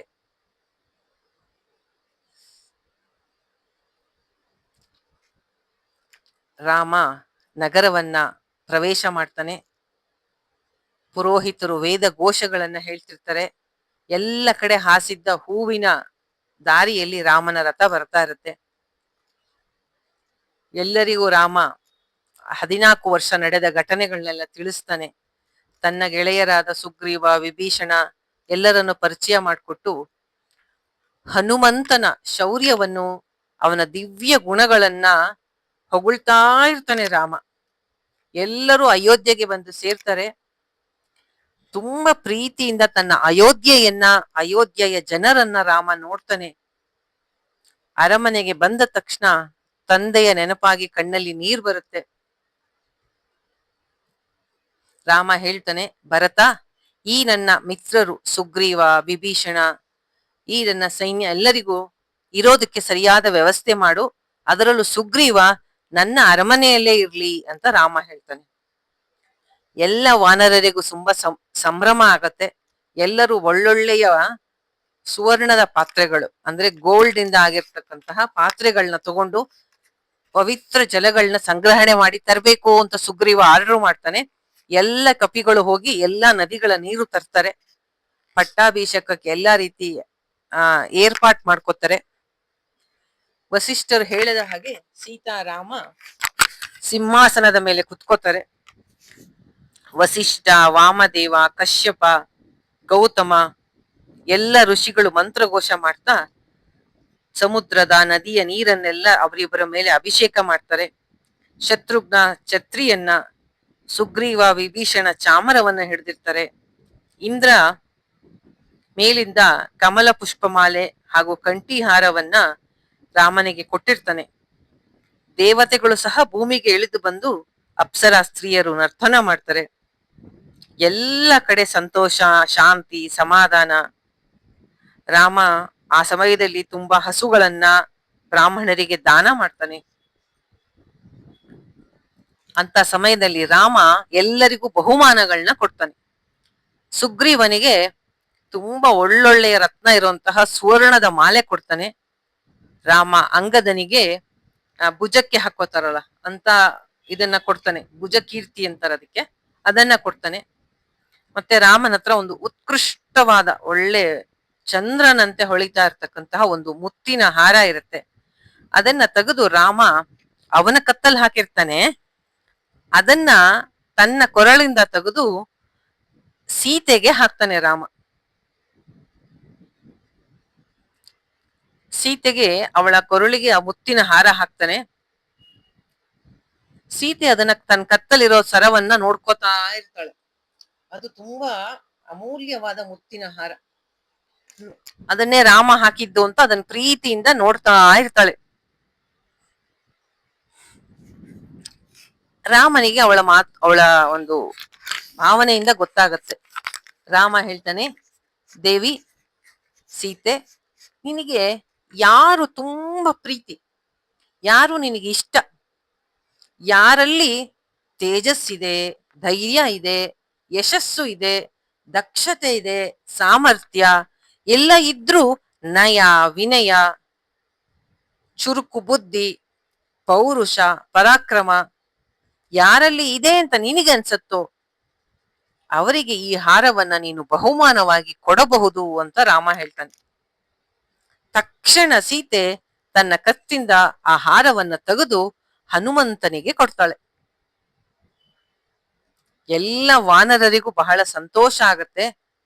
ಅದನ್ನ ಹಾಕೊಂಡ ಹನುಮಂತ ಹೆಂಗೆ ಕಾಣ್ತಿರ್ತಾನೆ ಅಂದ್ರೆ, ಒಂದು ದೊಡ್ಡ ಪರ್ವತ ಶಿಖರಕ್ಕೆ ಬಿಳಿ ಮೋಡ ತೊಡಸ್ದಂಗೆ ಕಾಣ್ತಾ ಇರ್ತಾನೆ. ಮೋಡ ಅಡ್ಡ ಬಂದ್ರೆ ಪರ್ವತ ಹೆಂಗ್ ಕಾಣುತ್ತೆ ಅಂತಹ ಸುಂದರವಾದ ಮುತ್ತಿನ ಸರವನ್ನ ಹಾಕಿದ ಹನುಮ ಬಹಳ ಅದ್ಭುತವಾಗಿ ಕಾಣ್ತಾ ಇರ್ತಾನೆ. ರಾಮ ಎಲ್ಲಾ ವಾನರರಿಗೂ ಉಡುಗೊರೆಗಳನ್ನ ಕೊಡ್ತಾನೆ. ಆದ್ರೆ ಸೀತೆ ಬಹಳ ವಿಶೇಷವಾಗಿ ಪ್ರೀತಿಯಿಂದ ಹನುಮಂತ ಮತ್ತು ಸೀತೆಯ ಒಂದು ರಿಲೇಷನ್ ಇದೆಯಲ್ಲ, ಬಹಳ ಮಧುರವಾದದ್ದು, ಸ್ವೀಟ್, ತಾಯಿ ಮಗನ ಹಾಗೆ. ಅವಳಿಗೆ ತುಂಬಾ ಇಷ್ಟ ಅವನ ಗುಣಗಳು. ರಾಮನಿಗೂ ಅಷ್ಟೆ, ಹನುಮಂತನ ಎಷ್ಟು ಹೊಗಳಿದ್ರು ಸಾಲದು ಅವನಿಗೆ. ಅಂತಹ ಎಲ್ಲರಿಗೂ ಉಡುಗೊರೆಗಳನ್ನ ಕೊಟ್ಟು ಪಟ್ಟಾಭಿಷೇಕ ಬಹಳ ವೈಭವದಿಂದ ಕೊನೆಗೊಳ್ಳತ್ತೆ. ಹನುಮಂತ, ಸುಗ್ರೀವ ಎಲ್ಲ ವಾನರರು ಮನಸ್ಸಿಲ್ಲದೆ ತಮ್ಮ ಕಿಷ್ಕಿಂಧ ಪಟ್ಟಣಕ್ಕೆ ವಾಪಸ್ಸು ಹೊರಡುತ್ತಾರೆ. ವಿಭೀಷಣ ಸಹ ಲಂಕೆಗೆ ವಾಪಸ್ ಹೋಗ್ತಾನೆ. ರಾಮ ಹೇಳ್ತಾನೆ, ಲಕ್ಷ್ಮಣ, ಈ ರಾಜ್ಯದ ಮೇಲೆ ನನ್ನ ಜೊತೆಗೆ ನಿನಗೂ ಅಧಿಕಾರ ಇದೆ, ನನ್ನ ಸಮಾನ ನೀನು, ಈ ರಾಜ್ಯದ ಯುವರಾಜನಾಗಿ ನಿನ್ನನ್ನು ಮಾಡ್ತೀನಿ ಅಂತ ಎಷ್ಟು ಹೇಳಿದ್ರು ಲಕ್ಷ್ಮಣ ಒಪ್ಕೊಳ್ಳಲ್ಲ. ಅವನು ಹೇಳ್ತಾನೆ, ಭರತ ನನಗಿಂತ ದೊಡ್ಡವನು, ಅವನು ಯುವರಾಜ ಆಗ್ಬೇಕು. ಆ ಅಣ್ಣ ತಮ್ಮಂದರಲ್ಲಿ ಇರ್ತಕ್ಕಂತಹ ಪ್ರೀತಿ, ಗೌರವ, ವಿಶ್ವಾಸ ಎಷ್ಟು ಸತಿ ಟೆಸ್ಟ್ ಆಗತ್ತೆ ಇಡೀ ರಾಮಾಯಣದಲ್ಲಿ. ರಾಮ ಅಶ್ವಮೇಧ ಅನೇಕ ಯಜ್ಞಗಳನ್ನು ನಡೆಸ್ತಾ ಪ್ರಜೆಗಳಿಗೆ, ತನ್ನ ತಮ್ಮಂದಿರಿಗೆ ತಂದೆಯಂತೆ ರಾಜ್ಯಭಾರ ಮಾಡ್ತಾನೆ. ಇಕ್ಷ್ವಾಕು ವಂಶದ ಕೀರ್ತಿ ಪತಾಕೆಯನ್ನ ಎತ್ತಿ ಹಿಡಿತಾನೆ. ರಾಮ ರಾಜ್ಯ ಹೆಂಗಿತ್ತು ಅಂದ್ರೆ, ಎಲ್ಲರೂ ಅವನ ಪ್ರಜೆಗಳು ಸುಖವಾಗಿದ್ರು. ಕಾಡಿನಲ್ಲಿ ಕ್ರೂರ ಪ್ರಾಣಿಗಳು ಯಾವುದೇ ರೀತಿ ಹಾವಳಿ ಮಾಡ್ತಿರಲ್ಲ, ಜನಗಳಿಗೆ ಯಾವುದೇ ರೋಗ ಬಾಧೆ ಇರಲ್ಲ, ಎಲ್ಲರೂ ಆರೋಗ್ಯವಾಗಿದ್ರು. ಎಲ್ಲೂ ಕಳ್ತನ, ವಂಚನೆ, ದರೋಡೆ ಆಗ್ತಿರಲ್ಲ, ಯಾವ ಆಪತ್ತು ಇರಲ್ಲ. ಹಿರಿಯರು ಕಿರಿಯರು ಒಬ್ಬರಿಗೊಬ್ರು ಹೊಂದಿಕೊಂಡು ಸಮಯಕ್ಕೆ ಏನು ಧರ್ಮದ ಕಾರ್ಯಗಳನ್ನ ಮಾಡ್ಬೇಕೋ ಅದನ್ನ ಮಾಡ್ತಾ ಇರ್ತಿದ್ರು. ಎಲ್ಲ ಸಕಲ ಸಂತೋಷದ ನೆಲೆಯಾಗಿತ್ತು ಕೋಸಲ ದೇಶ. ಪ್ರತಿಯೊಬ್ಬ ಪ್ರಜೆಯು ಸಂತೋಷದಿಂದಿದ್ರು. ಪ್ರತಿಯೊಬ್ಬರು ರಾಮನನ್ನ ಆದರ್ಶ ಪುರುಷ ಅಂತ ತಿಳಿದು ಅವನ ಮನಸ್ಸಿಗೆ ನೋವಾಗಬಾರ್ದು ಅಂತ ಕಾಯ ವಾಚ ಮನಸ ಎಲ್ರು ಧರ್ಮವನ್ನ ಪಾಲಿಸ್ತಿದ್ರು. ಪ್ರಜೆಗಳೆಲ್ಲ ರಾಮನ ಮನಸ್ಸಿಗೆ ನೋವಾಗಬಾರ್ದು ಅಂತ.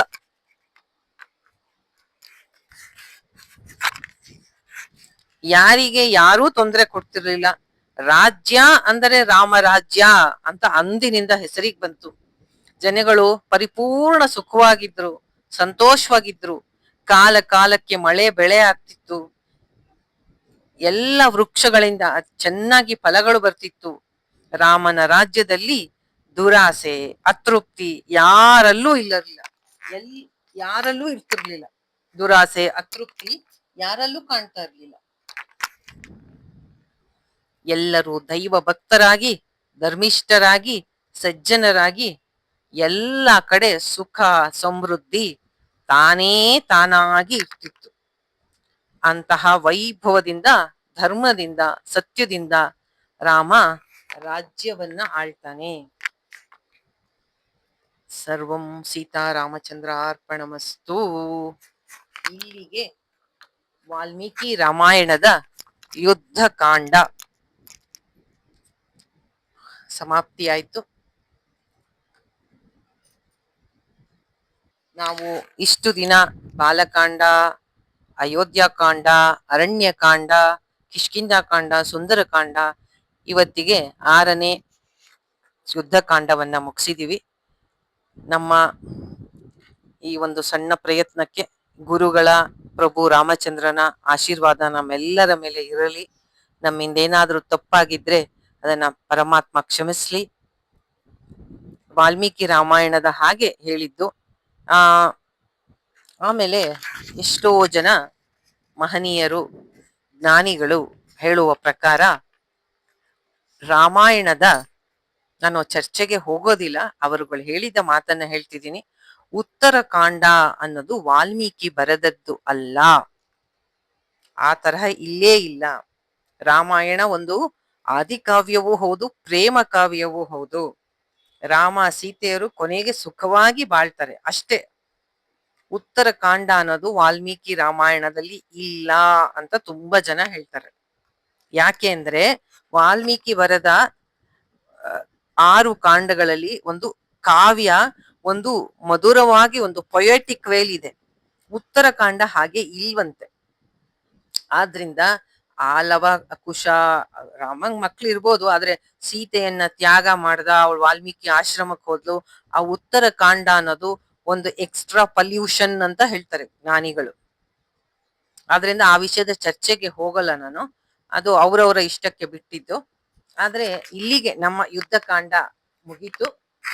ಈಗ ಮುಂದೆ ನಾನು ಇನ್ನೂ ಸ್ವಲ್ಪ ಹೊತ್ತು ಸಮಯ ಇರೋದ್ರಿಂದ ತುಂಬಾ ಮುಖ್ಯವಾದ ಕೆಲವು ವಿವರಣೆಗಳನ್ನ ಕೊಡ್ಬೇಕು.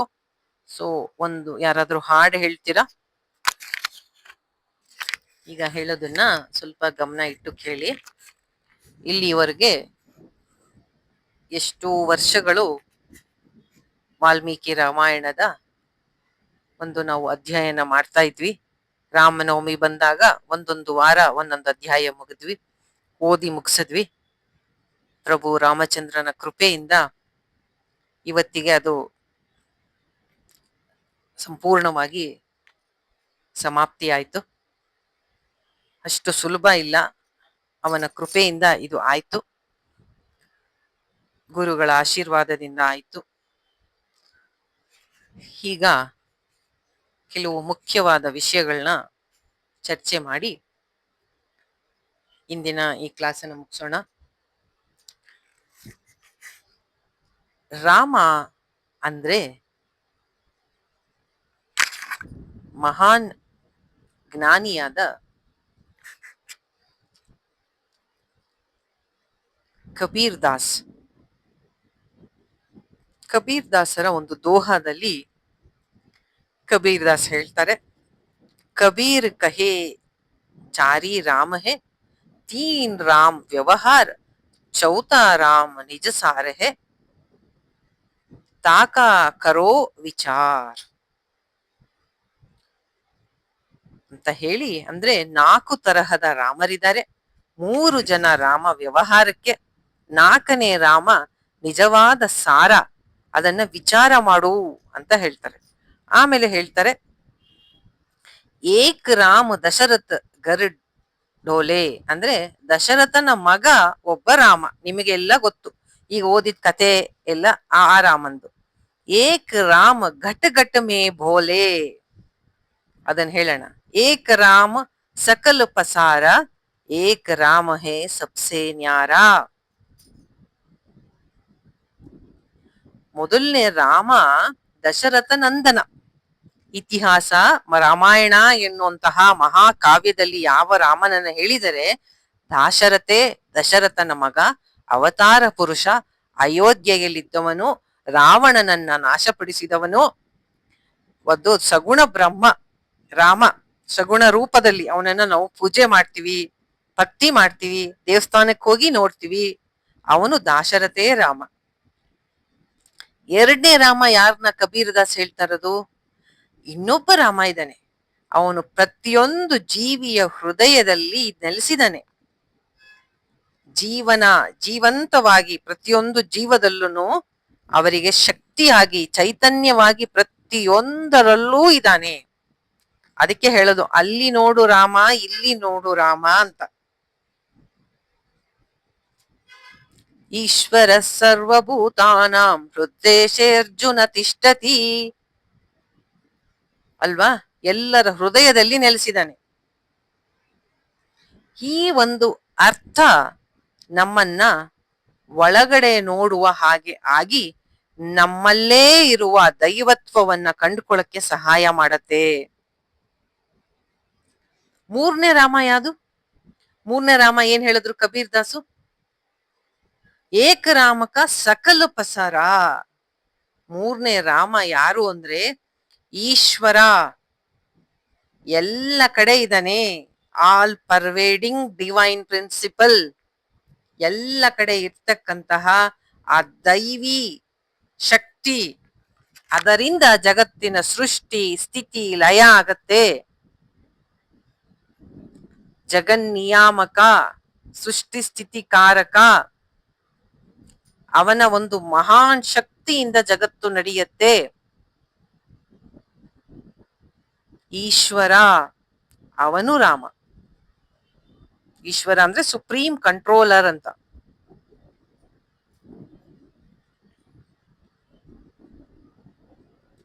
ನಾಲ್ಕನೇದು ಏಕ ರಾಮ ಹೇ ಸಬ್ಸೆ ನ್ಯಾರ. ಇವರೆಲ್ಲರಿಗಿಂತ ಡಿಫರೆಂಟ್ ಇನ್ನೊಬ್ಬ ರಾಮ ಇದ್ದಾನೆ, ಟ್ರೂ ರಾಮ. ಅವನು ಬಿಯಾಂಡ್ ಆಲ್ ದೀಸ್ ತ್ರೀ. ಇವ್ರು 3 ಜನ ವ್ಯವಹಾರ. ಯಾರು? ದಶರಥನ ಮಗ, ನಿಮ್ಮ ಹೃದಯದಲ್ಲಿರೋ ರಾಮ, ಹೊರಗಡೆ ಜಗತ್ತಿನ ನಿಯಾಮಕನಾದ ರಾಮ. ಇವರು 3 ಜನಕ್ಕಿಂತ 4ನೇವನು ಡಿಫರೆಂಟ್. ಯಾರವನು 4ನೇ ರಾಮ?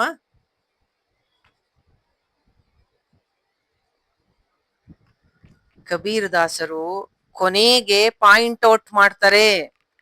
ಯಾವುದಕ್ಕೆ ನಿರಾಕಾರ, ನಿರ್ಗುಣ, ಪರಮತತ್ವ, ಬ್ರಹ್ಮಸ್ವರೂಪ, beyond name and form, even concepts, ಹೆಸರು ರೂಪಗಳಿಗಿಂತ ಅತೀತವಾದದ್ದು, that is highest Rama. That is the idea very close to Advaita ವೇದಾಂತ.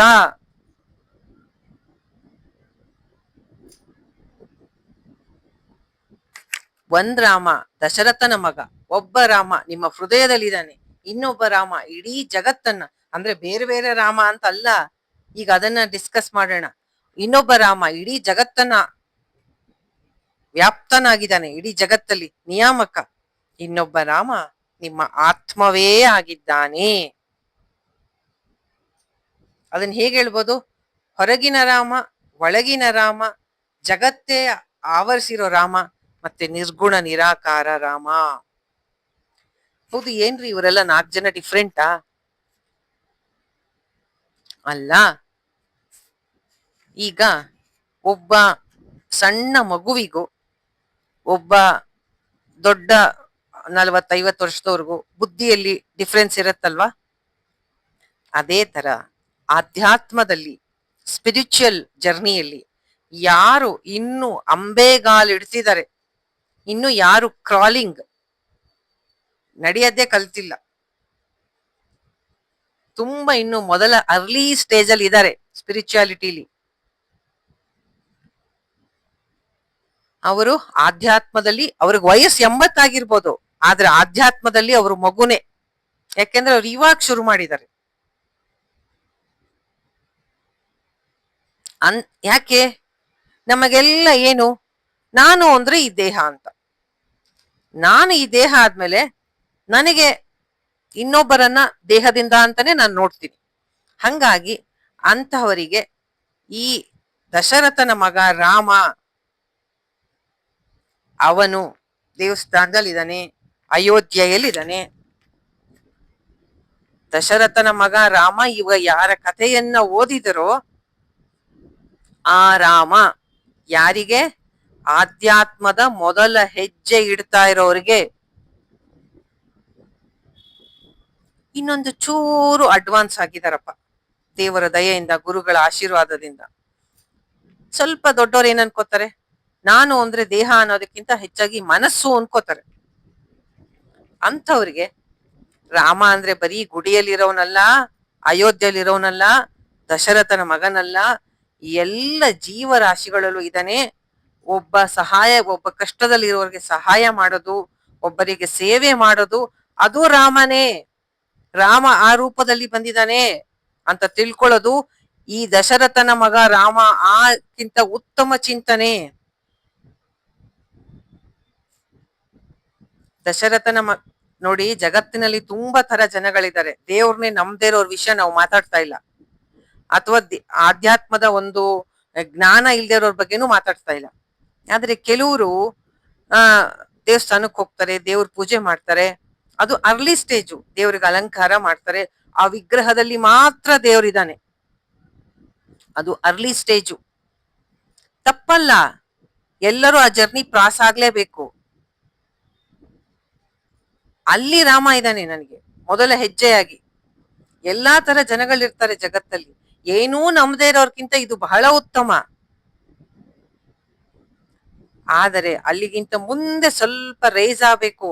ಅಲ್ಲೇನು ಬರೀ ಅಲ್ಲಿ ಮಾತ್ರ ಅಲ್ಲ, ರಾಮ ಎಲ್ಲ ಕಡೆ ಇದ್ದಾನೆ, ನೀನು ಮಾಡೋ ಸೇವೆಯಲ್ಲಿದ್ದಾನೆ, ಸದ್ಗುಣಗಳಲ್ಲಿದ್ದಾನೆ, ಧರ್ಮ ಪಾಲನೆಯಲ್ಲಿದ್ದಾನೆ, ಸತ್ಯದಲ್ಲಿದ್ದಾನೆ, 4 ಜನಕ್ಕೆ ಕಷ್ಟದಲ್ಲಿ ಸಹಾಯ ಮಾಡೋದ್ರಲ್ಲಿ ರಾಮ ಇದ್ದಾನೆ.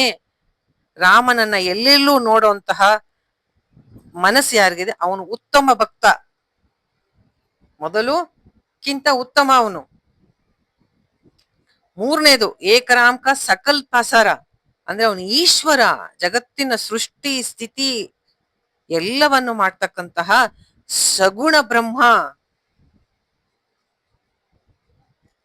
ಅವನನ್ನ ಎಲ್ಲ ಜಗತ್ತಿನ ಎಲ್ಲ ಶಕ್ತಿಗಳು, ಅಂದ್ರೆ ಜಗತ್ತಿನಲ್ಲಿ ಏನೇನ್ ಆಗ್ತಾ ಇದೆ, ಮಳೆ ಆಗ್ತಾ ಇದೆ, ಬಿಸಿಲಾಗ್ತಾ ಇದೆ, ಎಲ್ಲವೂ, ನನಗೆ ದುಃಖ ಆಗ್ತಾ ಇದೆ, ಸುಖ ಆಗ್ತಾ ಇದೆ, ಎಲ್ಲವೂ ರಾಮನೇ.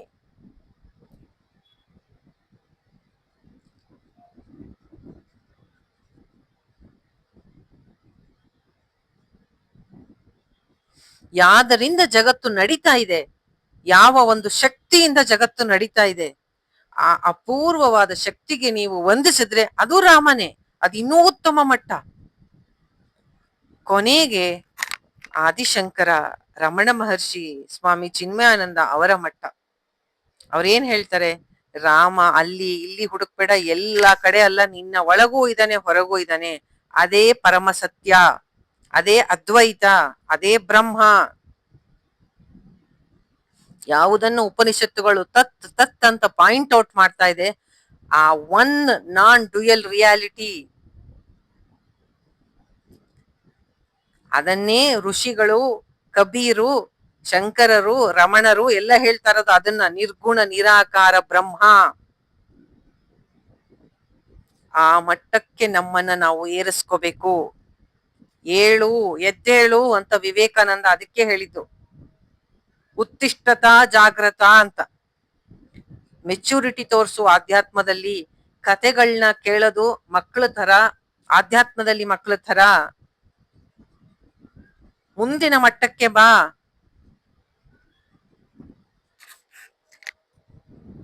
ನಿಜವಾಗಿ ರಾಮ ಅಂದ್ರೆ ಏನು ಅಂತ ನೋಡು. ನಿನ್ನ ಆತ್ಮನೇ ಅವನು. ತತ್ವಂ ಅಸಿ ಅಹಮಾತ್ಮ ಗುಡಾಕೇಶ. ನಿನ್ನ ಆತ್ಮನೇ ರಾಮ, ಆತ್ಮ ರಾಮ, ಆನಂದ ರಮಣ.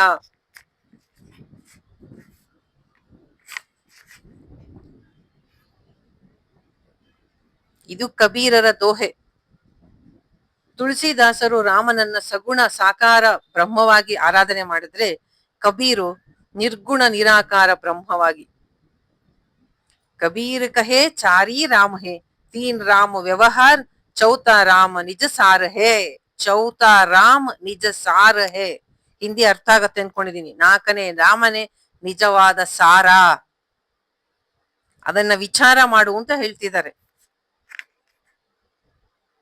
ಏಕ್ ರಾಮ್ ದಶರಥ್ ಗರ್ ಡೋಲೆ, ಏಕ್ ರಾಮ್ ಘಟ್ ಘಟ್ ಮೇ ಬೋಲೆ, ಏಕ್ ರಾಮ್ ಕಾ ಸಕಲ ಪಸಾರ, ಏಕ್ ರಾಮ್ ಹೇ ಸಬ್ಸೆ ನ್ಯಾರ. ಅದೇ 4ನೇ ರಾಮ, ತುರ್ಯಾವಸ್ಥಾ. ಅಪ್ಪ, ಆಚಾರ್ಯ ಶಂಕರರಿಗೆ ಎಷ್ಟು ಕೈ ಮುಗಿಬೇಕು. ಎಲ್ಲಾ ಸತ್ಯದ ಪರಮ ಸತ್ಯ ಅದ್ವೈತ ಸತ್ಯ, ಅದ್ವೈತ ಸಿದ್ಧಾಂತ. ಇಂತಹ ಒಂದು ಅಂಡರ್ಸ್ಟ್ಯಾಂಡಿಂಗ್ ಇಂದ ನಾವು ರಾಮಾಯಣದ ಈ 6 ಕಾಂಡಗಳನ್ನ ಆಧ್ಯಾತ್ಮದ ಒಂದು ದೃಷ್ಟಿಕೋನದಿಂದ ನೋಡಿದಾಗ, ಮೊದಲ ಬಾಲಕಾಂಡ, ಅದರಲ್ಲಿ ರಾಮನ ಒಂದು ಜನನ ಆಗತ್ತೆ. ಅದು ಏನನ್ನ ನಮಗೆ ಸೂಚಿಸುತ್ತೆ ಅಂದ್ರೆ, ನಿನ್ನಲ್ಲಿರ್ತಕ್ಕಂತಹ ದೈವಿ ಶಕ್ತಿಯನ್ನ ಜಾಗೃತಗೊಳಿಸು.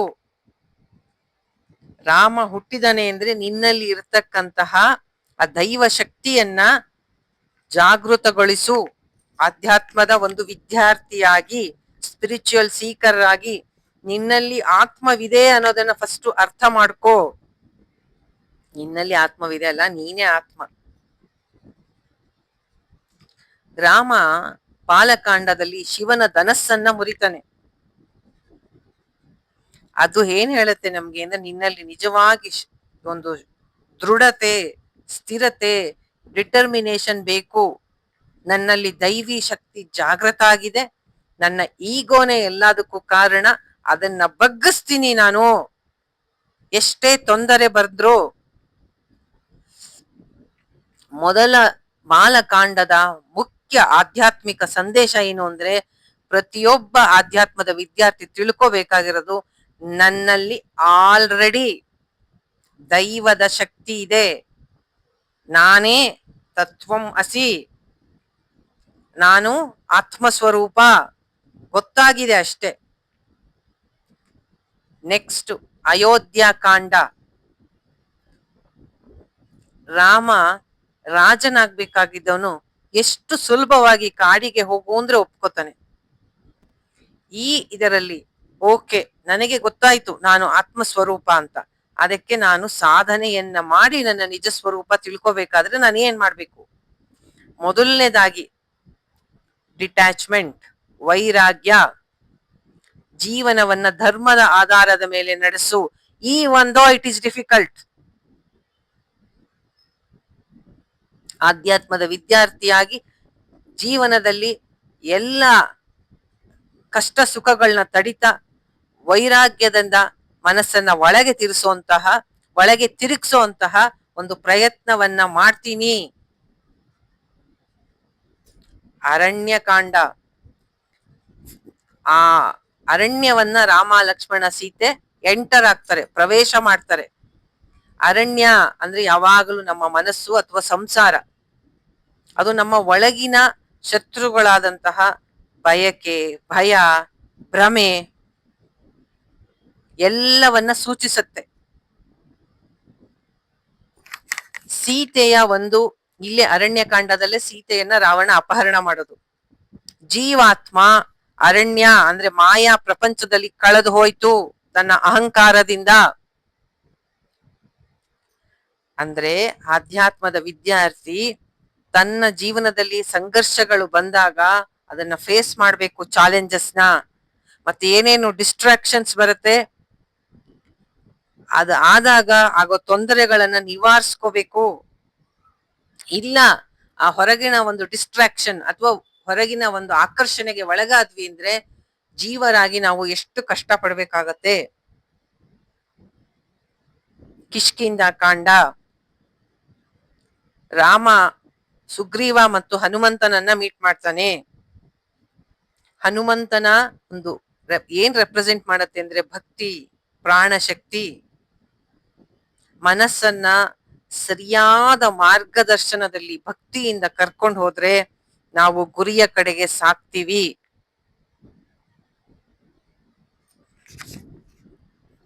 ಯಾವಾಗಲೂ ಈ ಒಂದು ಲೈಫ್ ಚಾಲೆಂಜಸ್ ನಾವು ಫೇಸ್ ಮಾಡ್ತಾ ಇದ್ದಾಗ ಗುರುವಿನ ಅವಶ್ಯಕತೆ ಬರುತ್ತೆ. ನಮಗೆ ಸರಿಯಾಗಿ ಡೈರೆಕ್ಟ್ ಮಾಡೋದು, ನಮ್ಮನ್ನ ಡೈರೆಕ್ಷನ್ಗೆ ಒಳಗಡೆ ಕರ್ಕೊಂಡು ಹೋಗಿ, ಯಾವಾಗ್ಲೂ ಹೇಳ್ತಾರಲ್ಲ ಬ್ರಹ್ಮಾನಂಜಿ, ಹೋಗು ಒಳಕ್ಕೆ ಅಂತ, ಒಳಗಿನ ದಾರಿಯನ್ನು ತೋರ್ಸ್ಕೊಡ್ತಕ್ಕಂತಹ ಗುರುವಿನ ಅವಶ್ಯಕತೆ ಇದೆ ಅಂತ ಕಿಷ್ಕಿಂಧ ಕಾಂಡದಿಂದ ಕಲಿಬೇಕು. ಮೊದಲೇನು, ನನ್ನಲ್ಲೇ ದೈವ ಶಕ್ತಿ ಇದೆ. ಎರಡನೇದು, ನಾನು ಹೊರಗಿನ ಅಟ್ರಾಕ್ಷನ್ಗಳಿಗೆ ಒಳಗಾಗದೆ ಮನಸ್ಸನ್ನ ಒಳಗೆ ತಿರುಗಿಸೋ ಪ್ರಯತ್ನ ಮಾಡ್ಬೇಕು. ಅದಕ್ಕೆ ಅಡ್ಡ ಆಗಿರೋ ನನ್ನ ಅಹಂಕಾರವನ್ನ ನಾನು ಕಳ್ಕೋಬೇಕು. ಅದನ್ನ ಮಾಡೋದಕ್ಕೆ ನನಗೆ ಗುರುವಿನ ಅವಶ್ಯಕತೆ ಇದೆ. 5ನೇದು ಸುಂದರಕಾಂಡ. ಇದರಲ್ಲಿ ಹನುಮಂತ ಸೀತೆಯನ್ನ ಕಂಡಿಡಿತಾನೆ. ಇದು ಏನನ್ನ ಸಾಂಕೇತಿಕವಾಗಿ ಸೂಚಿಸುತ್ತೆ? ಯಾವ ನನ್ನ ಒಳಗಿನ ಒಂದು ದೈವಿಕ ಶಕ್ತಿ ಅಥವಾ ಆತ್ಮಶಕ್ತಿ ಸ್ವರೂಪವನ್ನು ನಾನು ಮರೆತು ಸಂಸಾರದಲ್ಲಿ ಅಲ್ದಾಡ್ತಾ ಇದ್ದೆ, ನಾನು ಕಂಡುಹಿಡ್ಕೊಂಡೆ ನನ್ನ ನಿಜ ಸ್ವರೂಪ ಏನು ಅಂತ. ಸಂಸಾರದಿಂದ ಬಿಡುಗಡೆಗೊಳಿಸುವ ಮಾರ್ಗವನ್ನ ನಾನು ಕಂಡುಕೊಂಡೆ. ಆದ್ರಿಂದಲೇ ತುಂಬಾ ಜನ ಈ ಸುಂದರ ಕಾಂಡವನ್ನ ಮಹಾತ್ಮರು ಹೇಳೋದು ಹನುಮಂತನನ್ನ ಭಕ್ತಿಗೆ, ರಾಮನನ್ನು ಪರಮ ಸತ್ಯಕ್ಕೆ, ಸೀತೆಯನ್ನ ಜೀವಾತ್ಮಕ್ಕೆ ಹೋಲಿಸ್ತಾರೆ. ಇಲ್ಲಿ ಜೀವಾತ್ಮನೂ ಸುಂದರ, ಯಾಕೆಂದ್ರೆ ಅದು ಕಂಡಿಡ್ಕೊಂತು ಸಂಸಾರದಲ್ಲಿದ್ದರೆ ದುಃಖ ಆಗತ್ತೆ ಅಂತ. ಭಕ್ತಿಯ ಮೂಲಕ ತನ್ನ ನಿಜವಾದ ಭಕ್ತಿ ಅಂದ್ರೆ ಹನುಮಂತ ತನ್ನ ನಿಜ ಸ್ಥಿತಿಗೆ ತಿರುಗೋದಕ್ಕೆ ಪ್ರಯತ್ನ ಮಾಡ್ತು. ನಿಜವಾದ ಸ್ಥಿತಿ ಅಂದ್ರೆ ಆತ್ಮ, ಆತ್ಮ ಅಂದ್ರೆ ರಾಮ. ನಿಜವಾದ ಭಕ್ತಿಯಿಂದ, ಶ್ರದ್ಧೆಯಿಂದ ಒಬ್ಬ ಆಧ್ಯಾತ್ಮದ ವಿದ್ಯಾರ್ಥಿ ತನ್ನ ನಿಜ ಸ್ವರೂಪದ ಜೊತೆ ಕನೆಕ್ಟ್ ಮಾಡ್ಕೊಳ್ಳೋದೇ ಸುಂದರ ಕಾಂಡ. ಕೊನೆಗೆ ಯುದ್ಧ ಕಾಂಡ. ಇದರಲ್ಲಿ ರಾವಣನ ನಾಶ ಅಂದ್ರೆ ನಮ್ಮ ಅಹಂಕಾರದ ನಾಶ, ಅವಿದ್ಯೆ ಅಹಂಕಾರದ ನಾಶ. ನಮ್ಮ 10 ಕರ್ಮೇಂದ್ರಿಯ ಜ್ಞಾನೇಂದ್ರಿಯಗಳು ನಮಗೆ ಹೊರಗೆ ಎಳಿತಾ ಇರುತ್ತೆ, ಆದರೆ ಅದನ್ನ ಫೈನಲ್ ಬ್ಯಾಟಲ್ ಅಲ್ವಾ ಇದು, ಕೊನೆಗೆ ಅಂತಿಮ ಯುದ್ಧ. ಯಾವಾಗ ಈಗೋ ಎಲ್ಲ ಕಳಚ್ಕೊಂಡ್ರು, ಈಗೋ ಕಳಚ್ಕೊಳ್ಳಲ್ಲ. ಇಂದ್ರಜಿತ್ತು ಸಾಯ್ತಾನೆ, ಅವನ್ ಸಾಯ್ತಾನೆ, ಇವನ್ ಸಾಯ್ತಾನೆ, ಆದ್ರೆ ರಾವಣ ಕೊನೆಗೆ ಯಾವಾಗ ಈಗೋ ನಮ್ಮ ಅಹಂಕಾರ ನಾಶ ಆಗತ್ತೆ, ಆಗ ಸೆಲ್ಫ್ ನಾಲೆಡ್ಜ್ ಶೈನ್ಸ್, ಆತ್ಮ ಸಾಕ್ಷಾತ್ಕಾರ ಆಗತ್ತೆ. ಆಮೇಲೇನು, ರಾಮ ಪಟ್ಟಾಭಿಷೇಕ. ಅದೇನನ್ನ ಸೂಚಿಸತ್ತೆ? ಆತ್ಮ ಜ್ಞಾನವಾಯಿತು, ಬ್ರಹ್ಮ ಜ್ಞಾನಿಯಾದೆ, ಅಹಂ ಬ್ರಹ್ಮಾಸ್ಮಿ, ಇದು ಆಗ್ಬೇಕಾಗಿರೋದು. ಇದನ್ನ ನಾವು ಸರಿಯಾಗಿ ಅರ್ಥ ಮಾಡ್ಕೊಂಡು ರಾಮ ನಮ್ಮ ಆತ್ಮ ಸ್ವರೂಪ ಅಂತ ನಾವು ತಿಳ್ಕೊಂಡ್ರೆ, ಈ ರಾಮಾಯಣವನ್ನ ಇಷ್ಟು ದಿನ ನಾವು ಚಿಂತನೆ ಮಾಡಿದ್ದಕ್ಕೆ ಒಂದು ಸಾರ್ಥಕ. ನಮ್ಮಲ್ಲೇ ಇರುವ ರಾಮನನ್ನ ನಾವು ಕಾಣ್ಬೇಕು, ನಮ್ಮ ಆತ್ಮನಾಗಿ ಅವನನ್ನ ನಾವು ತಿಳಿಬೇಕು. ರಾಮ ಸೀತೆಯ ಆಶೀರ್ವಾದದಿಂದ, ಗುರುಗಳ ಕೃಪೆಯಿಂದ ಆದಷ್ಟು ಬೇಗ ನಮ್ಮೆಲ್ಲರಿಗೂ ನಮ್ಮ ನಿಜ ಸ್ವರೂಪದ ಅರಿವಾಗ್ಲಿ. ಭಕ್ತಿಯಿಂದ, ಜ್ಞಾನದಿಂದ ನಮ್ಮ ಎಲ್ಲ ಸಂಕಷ್ಟಗಳು, ಎಲ್ಲ ಕಷ್ಟಗಳಿಗೂ ಅಜ್ಞಾನವೇ ಕಾರಣ, ಅದು ನಾಶ ಆಗಿ ನಮ್ಮ ನಿಜ ಸ್ವರೂಪವಾದ ರಾಮನಲ್ಲಿ ನಾವು ನೆಲೆಗೊಳ್ಳೋ ಹಾಗೆ ಆಗ್ಲಿ ಅಂತ ಕತೆ. ಮಕ್ಕಳಿಗಾಗಿ ದೊಡ್ಡವರು ಈ ರೀತಿ ವಿಚಾರವನ್ನ ಮಾಡ್ಬೇಕಾಗತ್ತೆ. ವಾಲ್ಮೀಕಿ ರಾಮಾಯಣದ ಅಲ್ಲಿ ಏನಿದೆ ಅದನ್ನ ಮಾತ್ರ ಹೇಳಿದೀನಿ.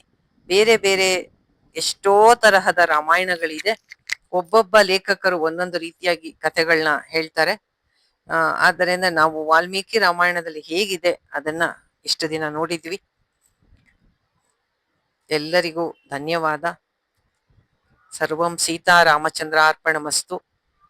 ಹರೇ ಕೃಷ್ಣ. ಜೈ ಶ್ರೀರಾಮ್.